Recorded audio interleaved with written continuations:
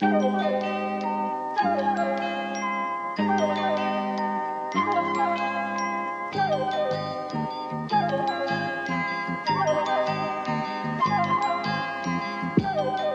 everybody, and welcome to this episode of TF. It is the gang. It is November. It's Hussein. It is Milo. It is me, Riley. And we have another two-parter for you today. Yeah.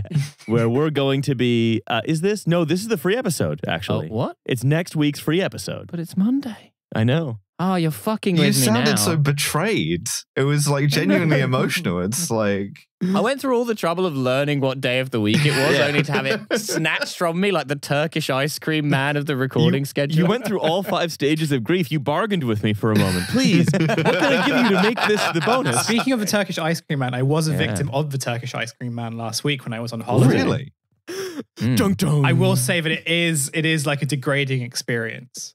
It is one where you see. Did he set fire to your ear? Well, the thing is, like every like ice cream vendor in Istanbul is now the Turkish ice cream man that wants to trick you, right? There's no way you can't go to a normal ice cream place. They all do this, and so I went to like this ice cream place. You can't just get a normal it's big on TikTok now. No, because I said to my wife, look, I want to try like this Turkish ice cream that's supposed to be very good. Wait, sorry, Hussein.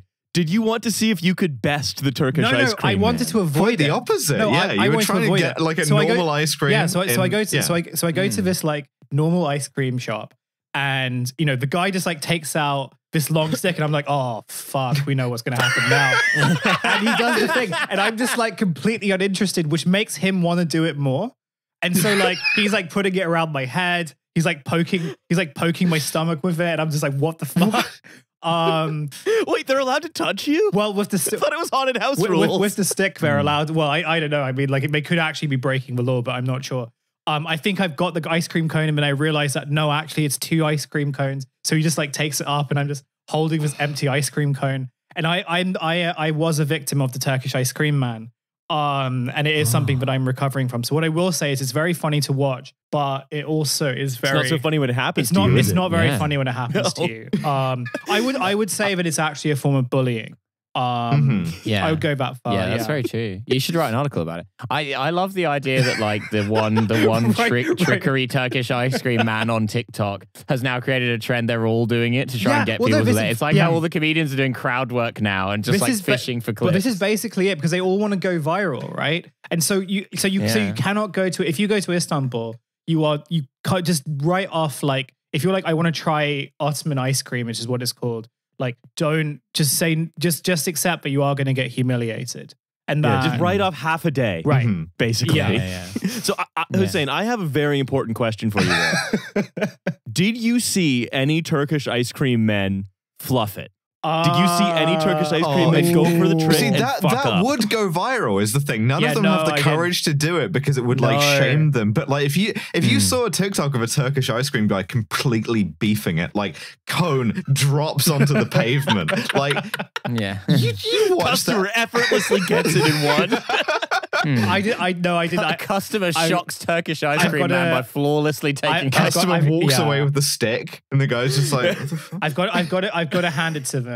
I did not see. Like they won't to you. Well, they won't to me. I didn't see any of them. I didn't see any of them fumble the code. So how did they learn? How did they all learn to do this? Was someone training them? Did it just disseminate through? Were they learning this themselves? Like you're a regular ice cream guy in Istanbul. The first Turkish ice cream guy drops, and you're like, you're up late watching YouTube on your phone. Your wife's like, I need to sleep. And you're like, no, it's for the business. I need to learn how to. So you grab the cone, but it's 2 cones, and then it's like Turkey has like ice cream Goliath. There's like a crotchety old Turkish man who teaches you how to like destroy your own ego in order to become a more tricksy ice cream man. There's like a relationship between like the whirling dervishes and the ice cream man. I'm not sure what it is, but it is. Yeah, I do feel like in my big big conspiratorial what you call it, corkboard, the center of it does say Sufism. Repetitive acts of like manual devotion, like stealing an ice cream cone off of a podcaster. Yeah. Oh my god! Some people have beads. Some people. You see, you can't see this at home. I am grinning like a madman. This has made much like a Turkish ice cream man. This has fully made my day. Yeah. This is You see, when you simply give the customer the ice cream, there is no humor there. But when you take it away, then. No, you must take it away. Then he expects it to be given. What do you do then? You give it to him, yes? No, you're banned from Turkish ice cream. Comedy is about breaking expectations. And what's a more broken expectation than this? Well, I mean, like, in many ways, because like the Turkish ice cream, now this is my last point on this. The Turkish oh, it doesn't have to be. It does not have to be. 40 minutes, let's go. The Turkish ice cream man, like, sort of kind of gives you hope and takes it away, right? But then it gives you hope again. Much like life. Right. And it did get me like our estranged fathers. But it did get me thinking, like, what would our friend Sir Keir Starmer be like when confronted with a Turkish ice cream man? I thought you were going to say Soren Kierkegaard. He knows that you must just be you must live a life as though you are terrified of the Turkish ice cream man and pledge obedience to him. So Soren Keir Starmer. Fuck. Kierkegaard? Keir Starmer, yeah. There we go. That's something. Keir Starmer. Yeah. Soren Keir Starmer.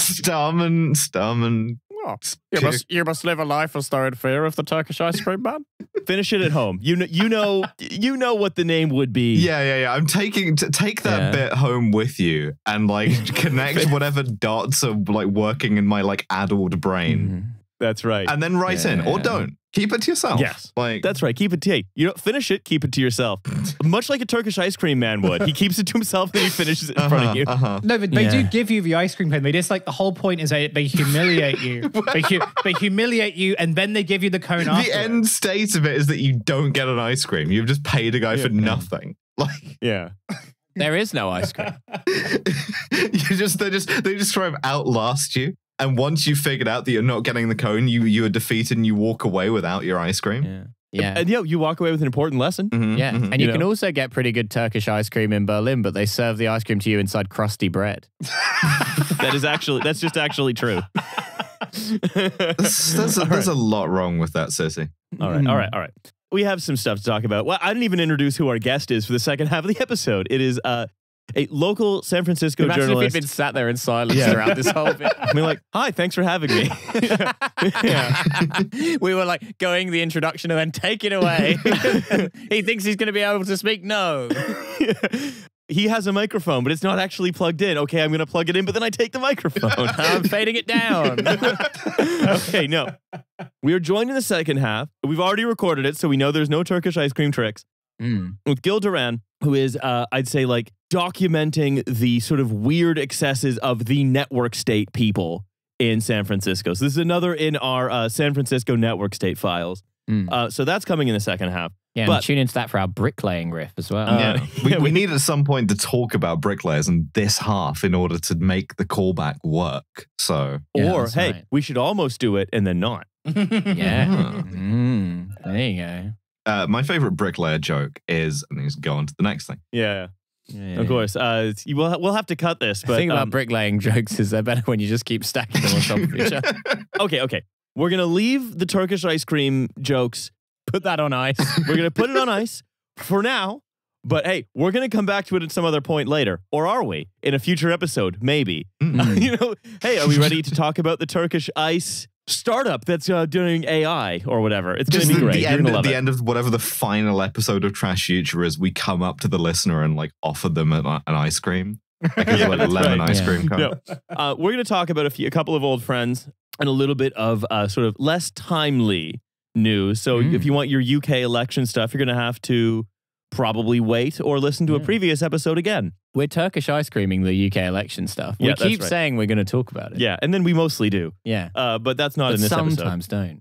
I want to revisit two old friends first. Number one, Archer Aviation, one of the eVTOL air taxis. Oh, yeah, I remember these guys. The ones who are going to cause like 29/11s a second in every European city. Well, they're now kicking off in San Francisco, where they have areas in South San Francisco, Napa, San Jose, Oakland, and Livermore that is anchored by like this huge, giant like Oyster Bay housing development. So very like development of like flats. So very clearly they were incentivized to like be like, oh, hey, it's the place that has, the helicopter landing pad added, so you can reduce your commute from 2 hours to 10 minutes. The only problem is, of course, that like per 1,000 helicopter flights, there are like 5 crashes. Yeah, you will insane. die on your commute. You will be sort of like hurled into the ground like a failed Turkish ice cream salesman's product. Yeah. and what I also like, anytime I think about this as well, this is so perfectly embodies the brand of like California libertarian this is supposed to appeal to, which is of course that it'd be, oh yeah, I'm taking an EV toll, but I've understood the risks. I understand what I'm going to do. I'm aware it's like a little more dangerous. Oh, no, it's actually less dangerous than a helicopter because it has like 4 rotors. Never mind that like most helicopter crashes are because of pilot error, not because of the thing seizing up. It's just a very dangerous way to fly. Is that any car crash, any mistake with this thing at all, if you just have constant drones flying low across the city, is that anything going wrong has a death toll of like 100. Oh yeah. Yeah, cool. You know what it is? It's going to turn San Francisco into, I can't believe this is the second time I am mentioning our friend Tom Walker's GTA 4 stream. Well, this is the thing. What they're going to do is they're going to like fly you directly into like the side of a building. And then the crash site is going to get swarmed with those driverless cars. They're going to like block in everything. So the emergency services can't get to you either. Yeah, it's amazing. You're going to die leaking out of one of these onto the street below and seeing like a shitload of driverless cars blocking every lane of traffic, and a guy filming you on his phone being like, this is because of like woke or whatever. Yeah. It's very funny to get killed. Like you're just sat in your like 15th floor apartment watching Netflix or whatever, and then just some guy in a helicopter just fucking crashes through your window. Like just the moment where you feel like you're most safe. Like there's no possible way anyone could get you. You're like, okay, whew, and then like some Final Destination shit just happens. Yeah. Well, it goes back to air travel inside cities is fucking insane for that to be a normal way people get around. Yeah, of course. Do you know why Blade works in New York City, even as it does, is that it flies mostly over water. Yeah. And the whole point of like, oh, we're going to have San Francisco, Bay Area, a lot of water being flown over. But if you look at the actual route map, a fuck ton of it is through the city and taking off and landing in the city. Not in like fucking Battery Park and JFK Airport. It's a good thing that San Francisco isn't famous for having like really thick fog or anything that might obscure visibility, right? Oh, no, nothing like that. Or like high winds, inclement weather. Extremely dangerous ocean currents. Yeah. The other old friend I want to talk about is the Lambda School. Now, we have not talked about Austin Allred's foray into education for quite a while. It is, if you recall, we talked about it in 2020. And they were, if you recall, trying to reinvent university by doing away with all of the humanities, offering basically coding boot camps, and then instead of paying for it with traditional loan, you would pay for it with an income share agreement, which they said wasn't a loan. This is not debt. And it's because in America, it's student debt, but you only pay it back if you're in working above a certain income. And that they also said we have a 100% placement of our graduates in roles, essentially. Also, the funny thing is, it's like, yeah, well, a student loan that you only pay back if you're in work.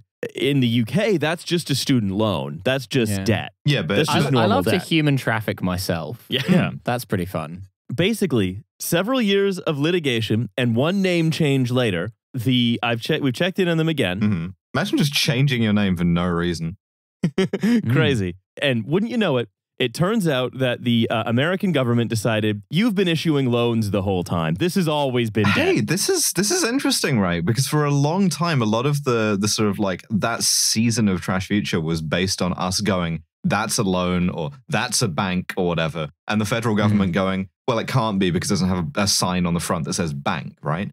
I'm excited that it's only taken them 4 years to figure out that maybe some of these things are the things that they act like. So what happened is, right, so this is quoting from an article in The Verge. It says, great logo. Among other deceptive practices, what is now called the Bloom Institute of Technology, so the Lambda School gone, didn't call them loans. It advertised a way for students to get high-paying tech jobs, quote-unquote, risk-free with, quote, no loans by paying 17% of their future income for 5 years rather than the $20,000. Risk-free? No, loans. But rather than the $20,000 sticker price. But the CFPB has determined that all of those income sharing agreements were definitely loans since Bloom was earning an average finance charge of $4,000 on each one. And students would who defaulted would get sent on to collections if they made payments. And these debts were being sold to investors for $7,000 to $10,000 a pop. So essentially, they were just originating to distribute coding boot camp debt. Essentially, they were just lying. They were just lying about it not being debt. And who could have predicted this besides us? I guess. And the other funny thing, right, was all of those claims about like 100% job placement. This is one of my favorite. I love when stuff like this happens. Austin Allred, the guy behind it, who's like one of these, he's actually also a network state guy as well. Oh, sure. Tweeted that the school had achieved a 100% job placement rate in one of BloomTech's cohorts. In a private message, do you want to acknowledge the sample size that he later admitted that study was done on? Ooh, see, this is the thing. I want it to be that they have a 100% placement rate on the basis of like really shitty jobs. Like you graduate from this thing, you get a job being the kind of food delivery robot or whatever. But you become Asimov. Yeah, but you've tipped your hand with the sample size there. I'm going to say like, what's the lowest it could plausibly be? 10? Milo? One guy. Who's saying? I'm thinking maybe 5. I'm afraid closest without going over is Milo. What? One guy. One guy. I just had a feeling it was one guy. 100% though. Got a job. Yeah, no kidding. Who was this guy? Well, he's a guy with a job. I guess so. So basically they would say, oh yeah, also the instruction you were getting was not getting you good jobs. This is also from the consent order that Verge was reporting on. BloomTech's curricula frequently changed, it used to be called Lambda, and relied in part on teaching assistants paid $15 an hour with limiting programming backgrounds. As a result, many students complained they had to teach themselves the course content. Cool. How many students did they have, by the way? Like, it doesn't seem like it could have been many. 2 guys, one of them got a job. No, 100% employment rate means it was that one guy who was enrolled. Yeah. He got a job teaching at the school. He's teaching the next guy. Doing like a 1-in, 1-out university. Yeah. Hang on. I'm gonna check that because I actually don't know. It was a lot. Everyone teaches the next guy. Yeah. When the man in front of you graduates, pick up his textbook and start learning. He then turns around and begins lecturing you. It was very popular. It was valued at like hundreds of millions, if not more. Sure. And you know, it was definitely like thousands of people from around the world. Like it was popular. But then let's just say now it still does exist, but it is not, I would say, very well thought of by potential students. Yeah, it's sliding down the like university rankings. Also, I wanted to talk a little bit about AI before we get into our conversation with Gil. NVIDIA has now for a while been one of the most valuable companies in the world by market capitalization. It is beating, I believe, or at the time I made the note, I haven't checked this if it's true still today, it is more valuable than France or the UK. Can't play Call of Duty on France or the UK. I tried playing Call of Duty on the UK's economy. Doesn't work. Shit. Being more valuable than the UK's cheating, I reckon. No, I don't. Literally unplayable. Yeah, I don't think that's anything to brag about, personally speaking. Call of Duty UK mod. No, you can still play Doom on it. But anyway, this is no English. This. So this is just shooting up Stansted Airport. Fucking going through a Costa Coffee, just machine gunning. This is better than still being here. Yeah. So anyway, this is big. NVIDIA was, at least briefly, if it still is not now, most valuable company in the world, more than Microsoft, more than anything that does anything, is the graphics card maker, because it is a huge bet that they're going to be a huge bottleneck in the AI boom, when we need to devote 50% of all of the planet's resources of every kind to generating Peter Griffin feeding orphans in Malawi. Wasn't there just an article that came out that said that all of these AI boosters are getting really worried because they have figured out that it's going to need like 10 times as much energy as they... Well, look, you're going to need like a lot of infrastructure to be able to generate your like personalized AI girlfriend with 5 boobs, right? Yeah, right. But like, this is the thing, that they're still stuck in the crypto thing where they think the bottleneck is going to be getting GPUs instead of getting electricity, it seems like. Or also getting use cases. Well, also that. As well. That's fine. We just make the shit and then the use cases kind of take care of themselves. That's a lot like crypto. And that's the thing about AI. Yeah. That's the real kind of like game changer, is that it generates its own use cases. Shit that no one wants, and there's like completely like decoupled from anything. But like the AI Facebook slop, for instance, like it's just, you all know Farmer Girl, right?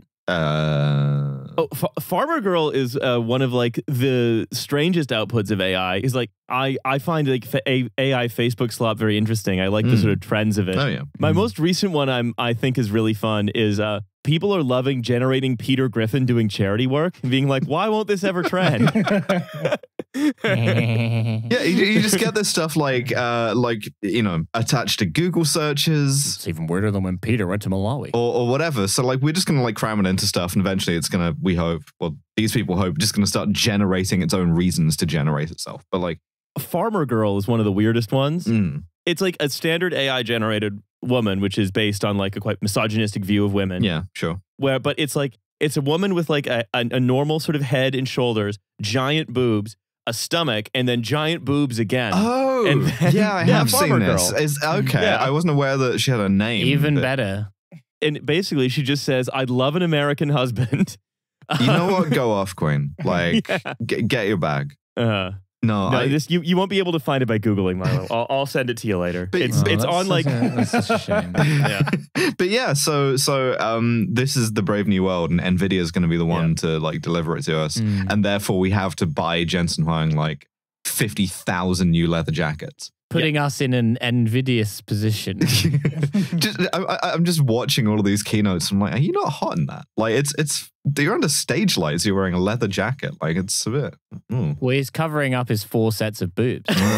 Yeah, but no, it's like it's all the AI slop is just like Jensen Huang like getting himself out into the world. But this is the company that is like the most valuable company in the world, or again, as was at some point recently. There could be a week between recording this and releasing it. Lots of stuff could change. Yeah, it could become like the VTOL one, you know? Like, people could figure out their shit works. But we were supposed, if you recall, we're supposed to like 10x everything because of AI, right? But has anything been 10x? It's been around for a fucking while. You think it would have been. I mean, number of boobs on women has been 2x'd, so... yeah. I was going to say AI has been more TEDx'd than 10x'd. Thank you very much. Are you going to go and have I got news for you? Yeah, I reckon so. Okay, very good. Paul Merton, are you listening? So AI, is it a woman with 4 boobs in a bathtub? Thank you.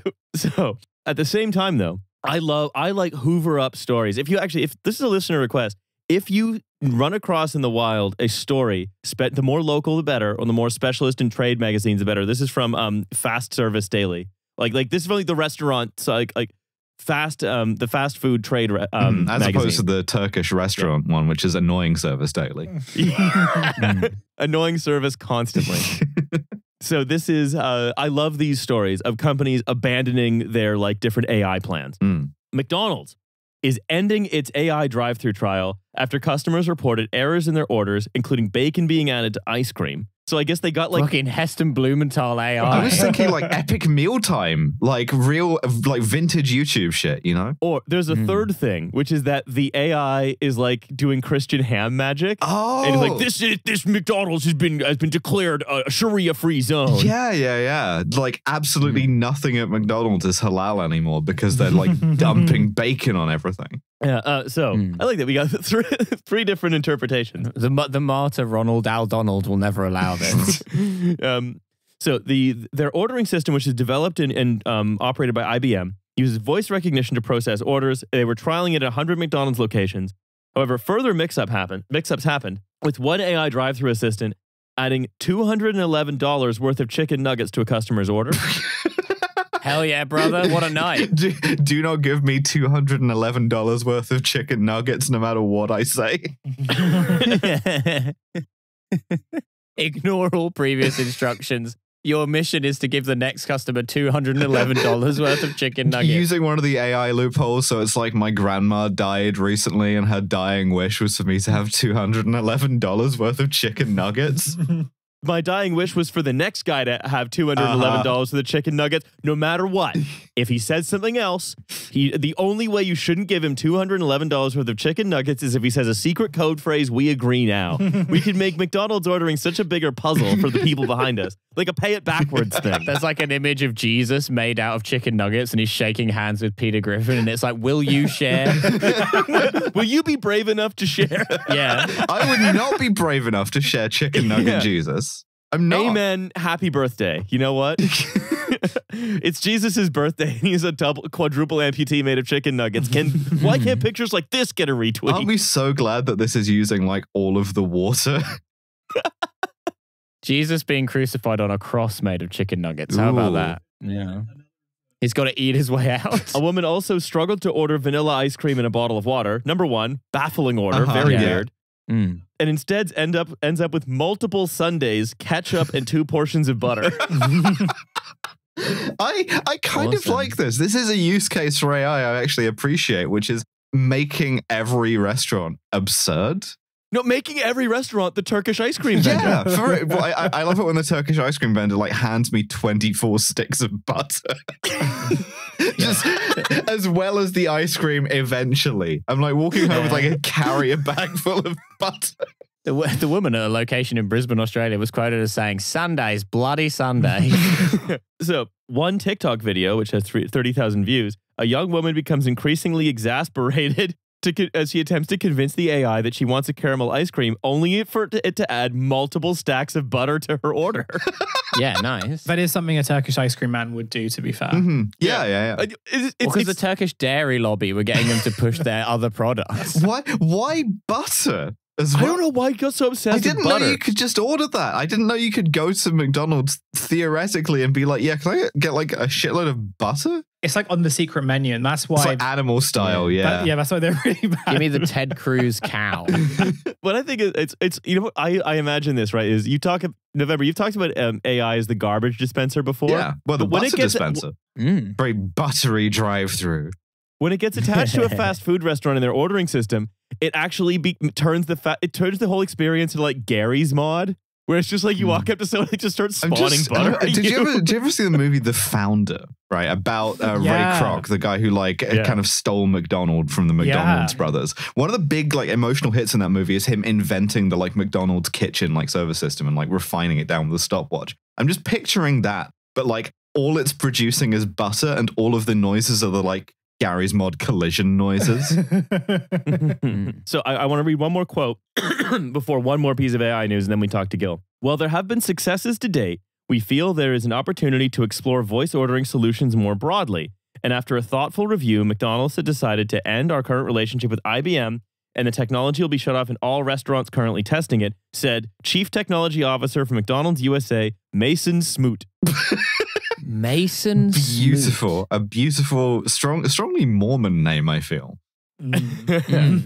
So, last piece, though, as well. It's like, well, Mormon or not, it's Smoot. Where is AI actually being used? Smoot butter. It's a Smoot operator. Where's Smoot operator? I didn't know that was going to tickle you so much. Yeah. There we go. Yeah, song by Smarday. Just quickly before we move on where is this thing being used, right?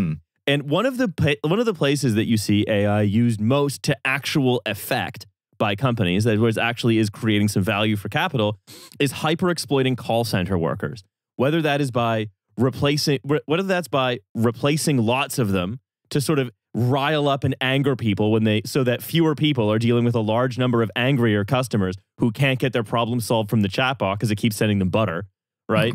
Or it's used to surveil them, or in one strange SoftBank product, because if you recall, SoftBank is an actual product that deals with actual people in Japan. They provide a lot of mobile phone services. Yeah, that little dog is in charge. I remember. Yeah, they have they've developed something called emotion canceling technology. It's not sertraline. Oh yeah, I saw the movie Equilibrium. Yeah. Which uses AI voice processing technology to change the voice of the person over a phone call. Oh, God. If the customer's yelling voice sounded like Kitaro Eyeball Dad, it would be less scary, said Toshiyuki Nakatani, a SoftBank employee who came up with the idea after watching a TV program about customer harassment. So if you're in like a really like stressful call with someone who's like properly like yelling at you, it just perfectly whitewashes it. It makes them sound like they're from the popular anime series Gegege no Kitaro. Okay. Yeah, just I don't have the sort of cultural lexicon for that. Nor do so I. what I'm doing, I was looking at Hussein, but he doesn't seem to either. What I'm thinking instead is the like they all sound like John Blackthorne in the Japanese. Oh, listen. I've tried turning off my router. You dog. I've turned the infernal box back on again. That's not the issue. Your customers keep asking to have access to their shit. I've kept you on my bloody shit. I feel very embarrassed to ask this. So what's the anime you're referencing? I don't know. It was it's called Gay. That's what I heard. Gegege no Kitaro. Yeah, it's called Gegege It no was referred Kitaro. to Gegege space no space Kitaro. It was referred to in the article. I've never heard of it. The Anjin wishes to turn off content locking on his phone contract. I feel like, now I understand. no, sorry. Surely it would be John Blackthorne being like, content locking on my phone contract must come off. I'm unable to proceed. The Anjin And wishes Marco's to like, look at pornography, yes. The Anjin wishes to browse porn up. That is just a primitive version of the AI system. She is doing that. She's relaying it in a less angry way. I don't have the kind of like, I don't know the anime, so in my head what I'm getting is the kind of TikTok voice for like really dark, like distraught customers just being like, I'm gonna kill myself. The Anjin wishes to turn off the content lock on his phone. the engine wishes to jack off. Any case, so that's happening at SoftBank, right? Which is amusing. But then, and again, like it's friend of the show, Brian Merchant wrote about this recently. Again, that there is First Horizon Bank is using their own emotional sort of manipulation software to try to calm employees down. Because like call center workers, I think it has to be said, and this is like one of the places where technology is, I'd say, intruding, surveillance especially is intruding on most like sort of workers' daily life, especially as like call centers are some of like the places that crop up in lots of towns that used to have like factories. Like it's where one of the places where like sort of white collar work is at its most like hyper exploited and surveilled. These systems are being introduced, in this case in America, to find out when people are close to their breaking point, employees, then basically turn off their computer monitor, show them a picture of their family, like a relaxing montage of photos. But like, if you want to see them alive again. Yeah, just get more distressed. Set to like calming music that they choose. It's the Homer Simpson like do it for her thing. Yeah, we've made do it for her, but it's like the company puts in the do it for her. Yeah, they show you a picture of Paul Walker, and it's like, it's been a long day. I don't love that we're gonna try and give AI the capability to tell when people are like at emotional breaking points. What could go wrong? Many things, I think. Nah, I'd be fine. It's gonna know the precise number of like sticks of butter it can give me before I have an emotional breakdown. But I kind of don't know if it's because like I if you're sort of, especially like in a workplace environment where you're sort of on the verge of a breakdown, but you're trying to like hold it together, you just sort of have this weird face where you like end up over exaggerating your features, all of which is to say that like, I imagine that the AI would actually record someone who's just being fired or in the process of being fired, that they're actually really happy about it.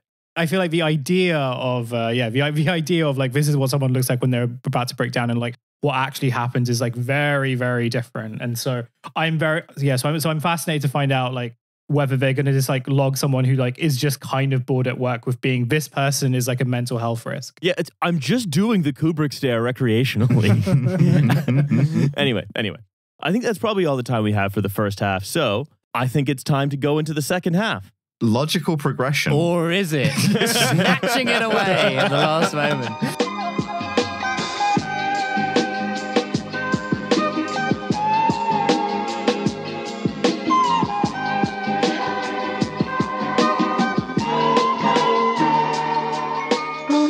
Hello, everybody, from the first half, and welcome to the second half. Where what a first half it was. And what was your favorite callback, Milo? Your favorite little thing you said? Probably that whole riff we did about bricklaying. That's right. No. Looking forward to that.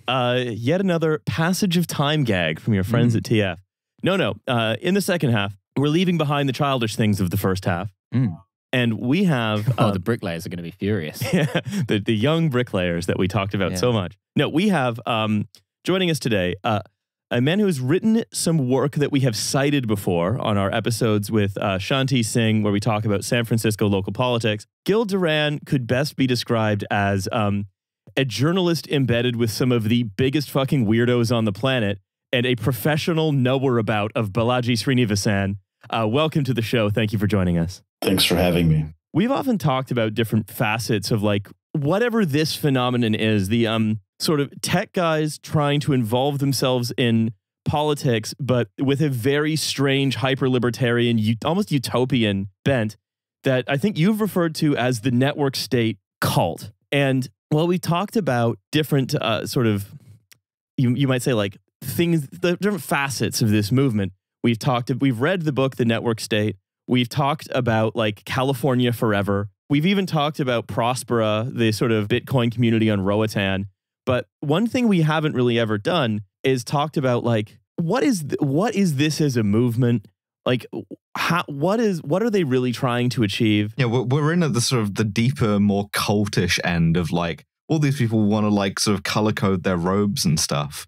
We're not like sort of aware of the kind of the lore of that cult, you know? Yeah. Yeah. So, Gil, can you just like on background, tell us a little more about like the network state cult as a kind of amorphous political movement? Sure. Well, the network state is just a fancy new name for something very old. The idea of plutocracy or oligarchy, ruled by the wealthy, ruled by a small handful of powerful people. As usual, the tech types think they're reinventing something new, but they're just kind of rehashing very old ideas with new wrapping.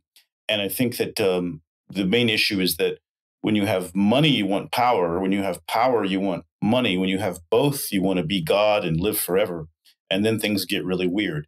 And I think we're at the trying to get power and getting really weird stage of this exercise. And so what you really just see is some guys who've been able to make a lot of money, in some ways kind of generating out of thin air with new things they've created, like cryptocurrencies. And now they want to do the same thing with government. They want to just create new forms of government that can supplant and replace the old forms of government. So this is about a bunch of rich dudes, mostly dudes, who just want to be all powerful and don't see why they should have to play by the rules of democracy. They consider voters their inferiors, and they want to design new ways of governing where the people with the most money are considered the smartest and can wield absolute power with no real challenge to their authority. So it's kind of, that's it in a nutshell, I'd say. These Americans want to be oligarchs. They have never even blocked every road in Surgut with armed men and burning tires. Pussies. Give it a minute. See how badly the like federal government fucks up, I guess. I liked plutocracy in California better the last time when it was all guys with like waistcoats and like gold watch chains, like, you know, building railroads through a mountain. Yeah, if you want to talk about like the network state sort of set of beliefs as old wine in new bottles, I think, as you say, November, like that's just the history of California over and over and over again. Like if Leland Stanford were alive now, Stanford University would be like a startup teaching people to code with income sharing agreements. It wouldn't be a university, right? Sort of heading that way anyway, right? Oh, yeah. Yeah, Y Combinator, right? And you take a bunch of small ideas and you find the ones that are winners and you kind of support them and fund them and you take a chunk of their profit and grow amazingly wealthy on the small number that truly succeed. And now they're trying to sort of Y Combinate government and just throw a bunch of ideas out there and see what they might be able to win with. And so problem is, again, as with their ideas for oligarchy and plutocracy, the ideas they all have for taking over San Francisco and redoing governance are all very old ideas as well. It's tough on crime, mass incarceration, basically gentrification on steroids at the speed and power of AI. And so again, nothing new is being invented here. In fact, I think if you look at things like California Forever or the idea Balaji has to buy up blocks of San Francisco, Balaji describes this actually very clearly as the need to take the wealth down from the cloud, where it's all in this sort of abstract form of crypto or whatever, and put it into the one asset that rich people from time immemorial know is the most valuable and lasting, which is real estate. So even that is just a gussied up form of old school robber baron strategies. And I think people in California are catching on to some extent. Definitely California Forever has run into a real wall of resistance from the locals, one of whom likened it to an alien invasion. And I think that kind of sets the tone for it's managed to unite Republicans and Democrats in the United States of America in 2024, which I did not think was possible. Normally only overseas wars do that. Yeah. It's like you can, the way I see, especially California Forever, and a lot of how these guys act is, it's all very Noah Cross, but without really understanding that they are being Noah Cross. But when we talk about like right? We know Balaji, we know Y Combinator, we know Mark Andreessen. We also Pointy head. Yeah, we also know, like we talked about, like property developers. Like this is such a landlord heavy movement, a real estate developer heavy movement, because it's about increasing property values and being able to solve problems in San Francisco without property values ever declining. And also it's about guys like specifically Gary Tan from Y Combinator, and even like weirdly the All In podcast with like David Sachs and Shamath and stuff. They haven't talked about business in months. It's just local politics now. Awesome. I mean, we could do that. We could get really into local politics somewhere. You know, we just pick a city and decide that, like, this is our thing now. Irritate the shit out of everyone until we finally get kicked out of it. Got to sort out a fucking bin. I'm starting a movement called Croydon Forever. A bunch of AI art of like Lunar House, you know. But so that's who, when I think of they in the network state cult, it's like those guys and then people trying to get their attention. Are we missing anybody? Yes, one main person who's a part of it, who's sort of like in a way the grandfather of the movement, is Peter Thiel. Yeah, of course. You know, who's been experimenting with these ideas for weird governance, seasteading, you name it, for quite a while. Did a big dip into politics publicly, then sort of has seemed to back out in this election, but at the same time, all of his acolytes are really turning on. You know, there's plenty of ways to put money into politics in the United States that people can't see, so I'm not really sure I buy that there's no involvement there. There's also, interestingly, I've become more focused on Brian Armstrong, who's the CEO of Coinbase, and who also is on the cover of the network state, praising Balaji for knowing the future and knowing exactly where things are heading and being right about things. And in December, Armstrong was one of several investors who put money into something called the Balaji Fund, which is an investment vehicle to help create these network state cities aligned with Balaji's vision around the world. And I have reached out to Coinbase multiple times, and they will not say one word about that. One of the things you find with all of the people in Balaji Srinivasan is that normally when someone goes that far off the rails, like he did in that podcast, polite society has to say, okay, I don't agree with that. I think that was wrong, but I think this person still is good or redeemable or whatever. No one will say one word about Balaji or all the crazy stuff he said on that podcast. One thing you do get, though, is people saying, oh, Balaji doesn't really matter. Nobody takes Balaji seriously. He's just this one journalist blowing this all up, blah, blah, blah, this sort of gaslighting that they do, which is really interesting because Thiel tried to make Balaji the head of the FDA when Trump was president. You know, it's not an important job. You know, it's a token position. It's weird, too, because it feels like this is a pattern that gets repeated way beyond just these guys, right? Like almost anything in like public discourse in like the US or the UK where it's like, someone with a lot of money gets radicalized and there's not a provision anymore to be like, oh, okay, yeah, they have a lot of money, but they're fucking insane. And we just like, you know, kind of ignore them as best we can. Now everything's like a very serious concern. Yeah. I mean, of course, to your point there, of course, there's Elon Musk. Yeah, absolutely. Right? Also Peter Thiel's fault. Exactly. Who regularly interacts with Balaji and boosts him on Twitter. A lot of his tweets getting liked, a lot of interestings and concernings, you know, just the little target emoji. Making sure, more people see Balaji's stuff. So these guys are all in on it. I do think that maybe their saving grace is that they're so inept and so bad at it. I'd be a lot more scared if they were being quieter and being more strategic and stealthy and bringing on board normal politicians. You know, that they can't seem to help themselves.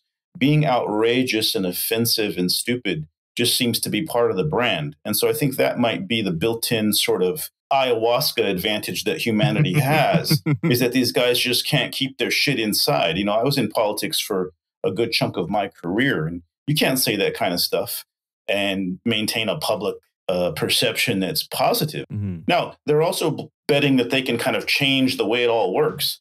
and that, they'll be rewarded for it. And the point is, there are a lot of people trying to get their attention who think they're going to get millions of dollars or get an investment. So they do have this sort of budding population of young people who aspire to also be asshole billionaires on social media with companies that nobody knows what they do. And so I think they're in a recruitment phase right now. What we're seeing in San Francisco is this sort of recruitment funnel. And those people will see no wrong and speak no ill of them. And they're part of the danger. I think that it's worth pulling out sort of a couple threads there, actually. One of them is that, like, you talk about them being quite, outrageous. And I think that when I look at these guys, I see people who, knowingly or not, are also selling a bill of goods to governments, and they're I see it as like they're advertising it by trying to scare them. Just like how, like, AI, anytime someone says, oh, AI is going to destroy the world, that's why we have to invest in AI, what they're really saying to a manager at a company is, this is so powerful it can destroy the world. You should let it automate your HR processes. Yeah, it can really fuck up your HR department. Like, that's going to be smoke. Yeah, but you know what I mean? And I think that all of this stuff, like, oh, the state's going to be destroyed, is a way to, try and say, hey, Department of San Francisco Education Department, we've got this startup Mentava that can, like, turn a 2-year-old into an algebra genius in like 50 minutes or whatever. You should buy it for your stuff. Just Mozart 2 times speed left ear, Quran brackets Chinese right ear. Sure. White boy shocks Chinese restaurant owner by ordering in fluent Quranic verses. Yeah, but right, this is they're saying, this is going to replace the Department of Education. So the Department of Education has 2 choices. You can either get on board or get left behind. And whenever I see that kind of outrageous scare marketing, I say, I tend to think, okay, what these people are actually doing is they're engaging in a program of advertising companies that they want to get customers. I don't know. That's how I see it. I'm interested, Gil, if you think that sort of resonates at all. Well, yeah, the pattern seems to be to create a great frenzy around something, suck all the money up to the top, bring along a few other people who make their bones along the way, and leave everyone else in the dust, and then move on to the next big bubble and hype cycle. That does seem to be the case. I've been doing a deep dive recently on crypto and reading all the recent books that have been written, which, this only happened in the last few years. And it's really shocking the degree to which a lot of these things seem like Ponzi schemes. And yet they've gotten away with it. And in fact, the United States government is funding massive amounts of money to some of these people through government contracts for things like drones and surveillance systems. And in a weird way, the United States government is a main character in this because it's making these guys richer than God. And they're getting a messiah complex along with it. And it seems strange, but back, I'm not hardly a fan of McCarthyism or the way things used to work in the United States. But there was a time and a place when speaking all this anti-American gobbledygook would certainly get you iced out of contracts in Washington. And now it does not seem to be a problem at all. So there's a scary degree to which they are amassing power, to which their businesses, both the legit ones that the government finds a lot of value in and the new ideas that go nowhere. Remember when a lot of these guys had the NFT Bored Ape thing going on? And, I wouldn't claim to be a financial genius. I'm certainly not a millionaire. But I looked at that and said, that's the stupidest thing I've ever heard of. How can that have any value? It's just, you can just copy and paste it. But people quietly took those down and they disappeared. So you see them try to create these products. And look at was it one of the Jimmys with the talk shows paid like $50,000 for an ape? Oh, Jimmy Kimmel. Paying a lot of money for these things. Jimmy Kimmel, yeah. Yeah, Jimmy Ape. Yeah. But so, it does work on people sometimes. And it's interesting too that it doesn't appear to be of any concern to the US government that, like, as you say, that the guy who they pay for Starlink or to, like, launch a bunch of payloads into orbit or whatever is, like, this credulous is to be taken in by whether it's, like, sort of neo-Nazi talking points on Twitter or, like, apes or whatever the fuck. Or even, I think you could go even further to the source of the network state thing, which I'd like to bring us back to, which is Balaji himself, right? Like, Balaji is someone who was... Balaji is someone who's consistently loves to talk about how much he again, I never like to go down the road of like, hey, this libertarian sure seems to like big government when it suits him, but rather that this libertarian's, this sort of, so-called libertarian, whatever it is, loves to take an anti-government line as a way to advertise the government by negging them, basically. But when it came time to actually have start selling to the U.S. government, Mr. Network State deleted his Twitter history from before 2017, right? Like these guys are, we know that they are obviously like. He had a lot of Game of Thrones takes that hadn't aged well. Yeah. It was embarrassing. We know that these are like, very sort of strange people with extraordinary levels of self-regard who are very willing to take risks because that's what has rewarded them time and time again. I just see so much of it as the actual sort of aggressive, the aggro weirdness is the marketing.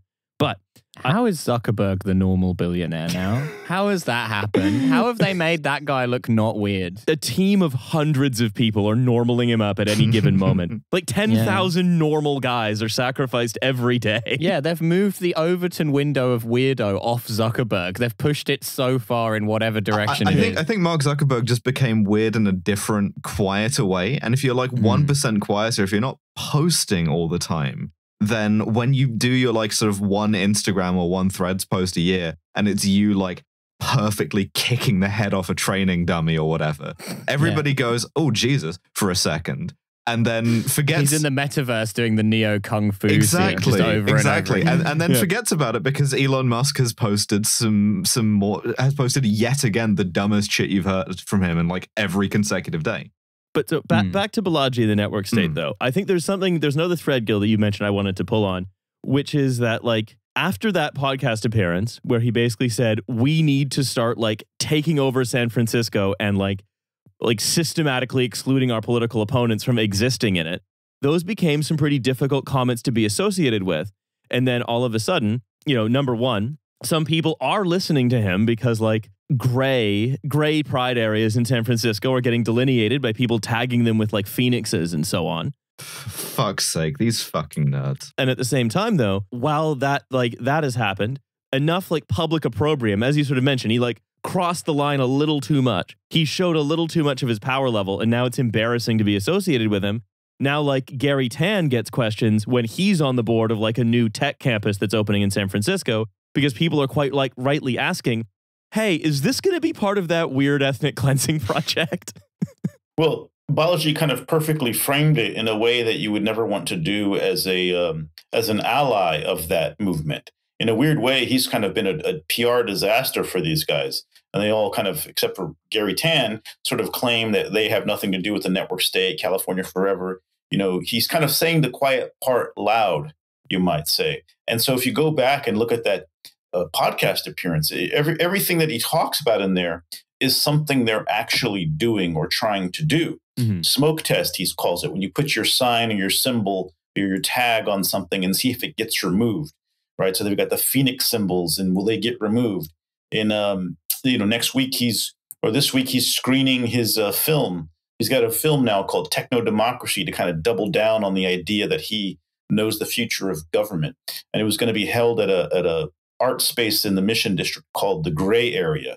And so I saw this. I'm like, wait, the Gray Tribe, the Gray Area, there's something going on here. So I reached out to the Gray Area, and they were like, hey, we just rented the space out, have nothing to do with it. And the next day it was announced that the screening will not be held at the Gray Area. So there was, I would say, a failed smoke test because, I genuinely believe they probably had no idea that this is the guy saying all the crap about the Gray Tribe taking over and engaging in tribal warfare and expelling Democrats. So, trying to buy blocks. So, there's a plan right now in San Francisco to build a 1 square mile tech campus called City Campus in the heart of the city, some of the most prime real estate and neighborhoods. That's where this little Phoenix tagging stuff is going on, something called the Solaris Society. There was one of the 3 companies trying to build this tech campus, basically encouraging tech people to move to this area, to rent spaces together in this area, to buy homes in this area, and they're all going to raise their children together and all of that. Well, Balaji's one of the funders of the Solaris Society, right? So it's not just some thing on a nerd podcast that he's talking about.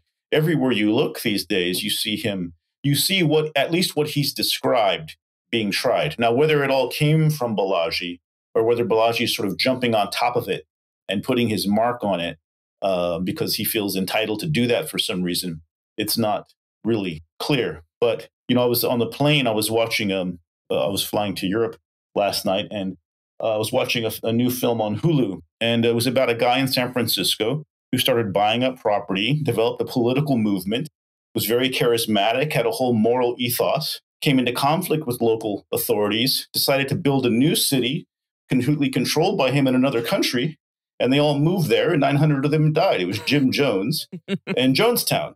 I would say he's a network state OG to some degree. So there's nothing new under the sun or in San Francisco. And I don't see this ending well for these people because it's really hard to govern. It's really hard to find a way to wrangle the desires and the beliefs of hundreds of thousands, even 50 people, right? Most of these startups, that one of the founders get kicked out at some point because even two people can't get along. So, but they're certainly trying and stepping into some potholes that I don't think that they are fully aware of. And now we see them, though, dangerously aligning behind Trump, many of them. Yeah. Right. There's this real push to get all these tech zillionaires behind Trump. And I think that that's definitely part of it is taxes. People always go to taxes, or they just want lower taxes, no regulation. But part of it is that they feel they can get a lot more of what they want more quickly out of someone like Trump, who's basically willing to sell whatever powers are available to him in order to get back in that office. Yeah, I'm very excited for their cult compound in central San Francisco, and I'm excited for it to end in the shortest ATF siege in history. Just every single one of them killed in the first 30 seconds of the siege, most of them by tripping over and hitting their heads on stuff. Big tub of kombucha for everybody to share out. For all of their aggression, it is funny that so many of them are socially inept and or weak. You know, I mean, I grew up poor. I grew up in the barrio. You know, I know how to deal with people. I know what's a dangerous thing or what's just poor people suffering on the street. They seem really freaked out by all of it. And a few weeks ago, the Solaris Society arranged a party, and the theme of the party was, at this party, we're going to practice making eye contact. And we're going to teach you how to make eye contact. I shit you not. This really happened. And I was like, my God, I learned that when I was 4 years old. You know, we're going to mogging camp, basically. So if you can't make eye contact, how are you even going to give the nod to the other grays? And how are you going to put your hands up and fight if you're, trying to do gang warfare in people's neighborhoods? I'm so excited for Trump to eviscerate all of these people at the first press conference they do together. Okay, I've brought my nerds with me. Look at them looking at the ground. Wow. Okay. They know what they're doing. They do. Very pathetic, though. My eyes are up here, Balaji. But that's something that when we last sort of spoke about like this network state plan, before it sort of like we could see elements of it coming into reality, we sort of noted that like the whole thing is based on a founding myth, which is that California was a place that when sort of progressive policies got foisted on it by like Jerry Brown or like, various like sort of San Francisco mayors, Gruesome Gavin and so on, that it was a paradise and now it's paradise lost. And we just have to go back to how things were. But we're going to do that we know what works, intensive policing, power for property developers, free pass for big companies and so on. Expel Jake Giddies. We are going to be able to like bring California back to its former glory. At the same time, they also have to believe that, as you say, Gil, right? These are people who are not used to working with lots of other people, especially not used to working constructively with lots of other people, and especially not used to working constructively with lots of other people who aren't also like them from the outset. That they're going to, that these guys are guys who can't make eye contact and so on, they're going to need to get heavies to do much of this work for them, right? Like they're going to need to start interacting with other people, and that their whole philosophy depends on them sort of walking into a room and then being lauded by all of their lessers as the right and proper leaders and then they can just go on about their kind of creating a sort of set of technocratic, interlocking, Holy Roman Emperor like local fiefdoms in San Francisco. It's based on these like just incredibly strange myths. These two beliefs. That was the beauty of the apes. They could look each other in the eye. That's why they had them. Yeah, exactly. But Gil, how do you sort of how does that strike you? This idea that it's based on these two myths. Yeah, definitely. That and that's also kind of a great conservative myth, and also a founding myth of fascism is the idea of a return to a greater time when everything was wonderful and perfect. And that's really where I started with this whole thing. I was covering the recall of the DA of San Francisco, the district attorney, the main prosecutor, Chesa Boudin. And when I first got to San Francisco, I thought, well, I'll figure out, I'll probably be supporting the recall because everybody seems to not like this guy for some reason. And I just got to figure out why that is. I was completely open to supporting the recall. But every time I try to investigate and go down a rabbit hole where someone said, this is why, I found that it was a false story and that it was made no sense. And there was nothing Boudin was doing that was very different from what any other DA had done. And, I worked for Jerry Brown when he was the mayor of Oakland. I worked for the mayor of LA. Crime rates were higher back then, and nobody was demanding to get rid of the politicians. So this idea of a great history, you can look at the data and the statistics, and I thought nerds are supposed to be good at that kind of thing. And you can see that that's not true, that there was higher crime rates. And in fact, the higher crime rates in California coincided with higher incarceration rates. We went deep into mass incarceration in the 70s and 80s. And the person who did that, who signed that law, was Jerry Brown, reacting to the hysteria, public hysteria over crime rates in the 70s. And later, as mayor of Oakland, we were tough on crime because he was running to be attorney general. So we did all the things they're talking about. And when we finally got to Sacramento and Jerry was governor, we did the biggest prison reform in state, maybe national history, because what you learn when you study these problems is that prisons create more crime. You have to get people out of state prisons. You have to create more services, more programs to divert them away from state prisons where they're never going to come back. They're never going to be the same. They're going to be angry. You're going to be disconnected from their families. And so you're not going to find a person smarter about California politics than Jerry Brown. But you have these guys like Gary Tan, who were probably in like middle school when we were doing all this stuff, preaching that we have to do all of these things as if we've never done them before. It's straight up ignorance. But a lesson they'll learn in politics, because there's a lot of lessons they're going to learn in politics, is that when you have a lot of money, nobody will tell you how stupid you are. Fortunately, they have me, who's always been in the position of telling people, powerful people and rich people, usually behind the scenes, how stupid they're being. And they're being really stupid, but no one's going to tell them that because the consultants want to rip you off and get you spending money. Your supporters want to lick your boots because they think you're going to fund them. And your friends are egging you on because they're just as stupid as you are.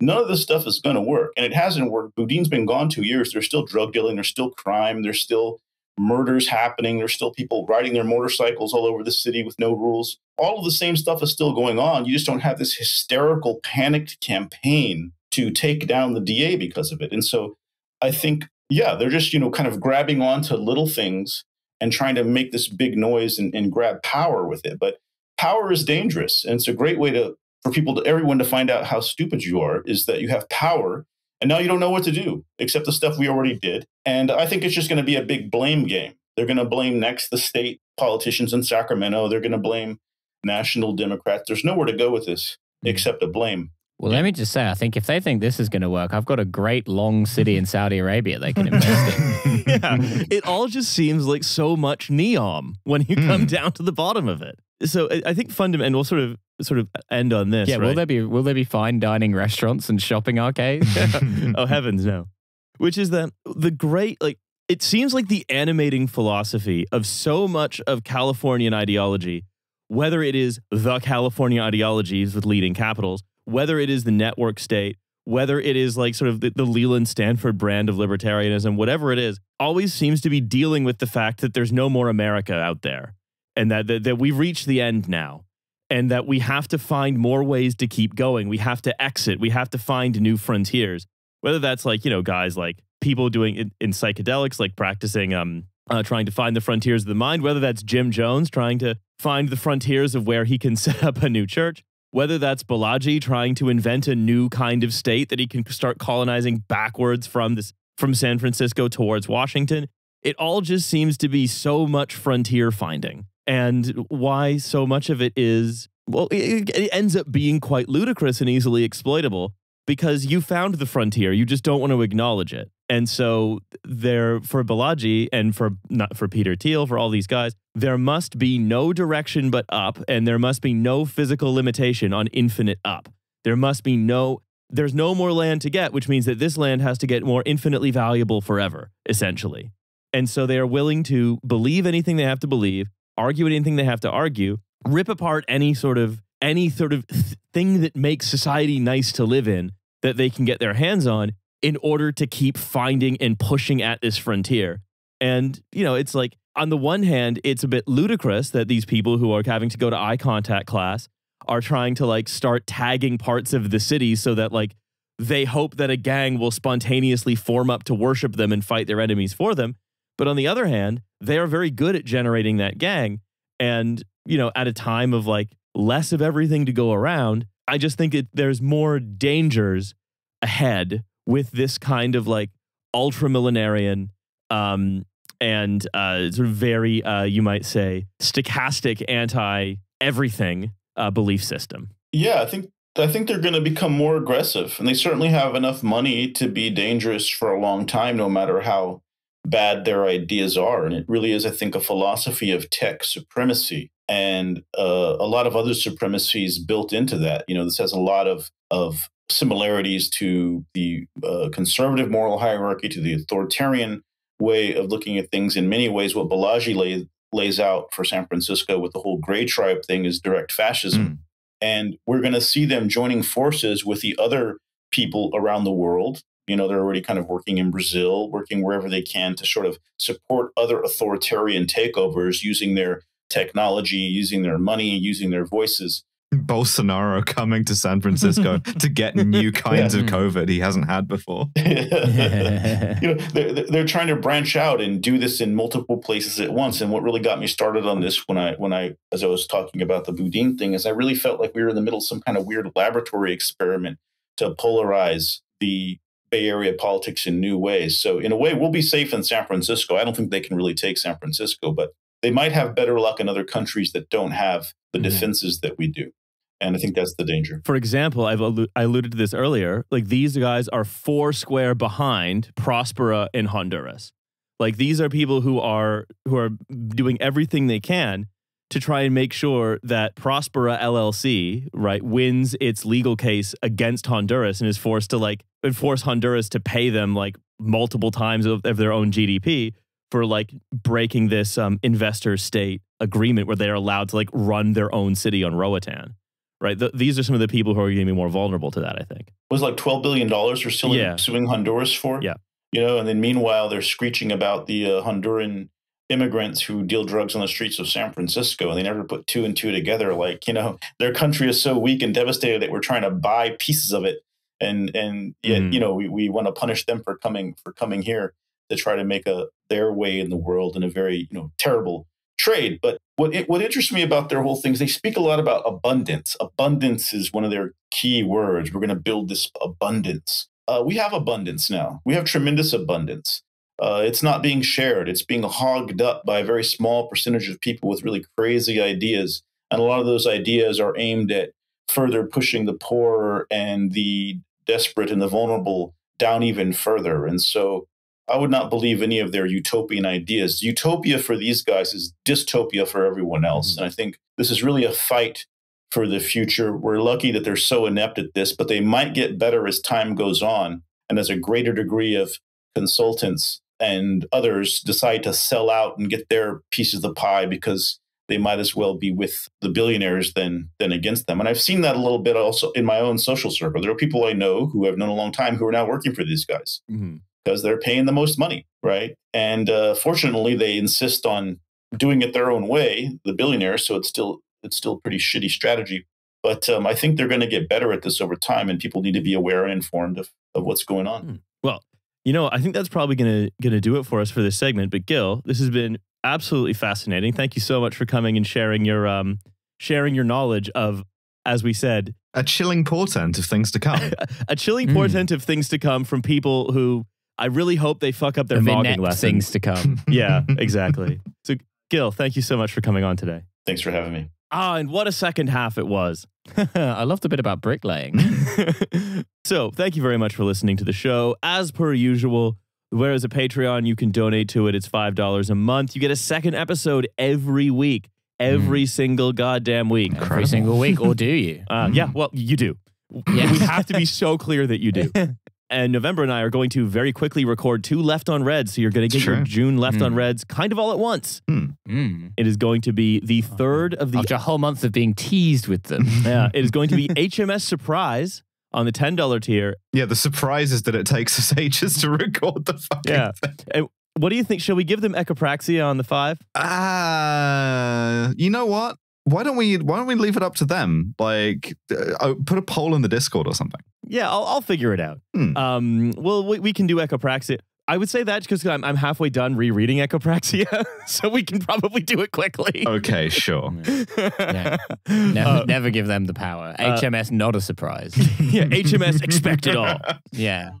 Do we still have tickets left for Edinburgh, or is that sold out? I need access to HMS Surprise. I think so. Okay. I don't know. I mean, by the time this comes out, who knows? But yeah, they're dwindling. In theory, Dwindling. They continue to dwindle. Dwindling. They dwindleth. Yes. So see us in Edinburgh on August 14th. And then you'll see me in Edinburgh after, as I'm going to the shows of various friends and well-wishers of the show. Very nice. Yeah, especially well-wishers. Yeah.